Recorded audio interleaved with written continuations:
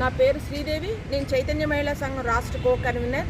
మిత్రులారా, మనం వారం రోజుల నుంచి బండి సంజయ్ కుమారుడు బండి భగీరథ్ విషయం మన అందరికీ తెలిసిన విషయమే.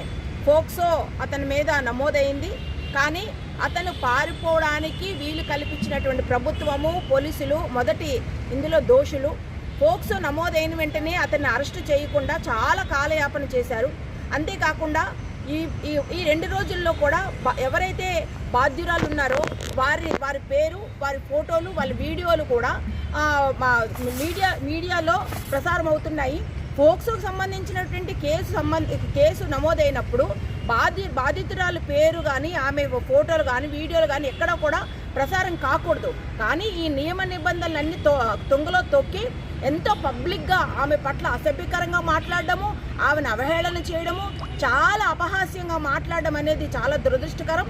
కాబట్టి చైతన్య మహిళా సంఘంగా మేము ఈ విషయాన్ని తీవ్రంగా ఖండిస్తున్నాము. ఇప్పటికైనా కూడా కాంగ్రెస్ ప్రభుత్వం వెంటనే బండి భగీరథని అరెస్టు చేయాలి, మహిళలకి రక్షణ కల్పించాలని చెప్పి మేము చైతన్య మహిళా సంఘం డిమాండ్ చేస్తున్నాం.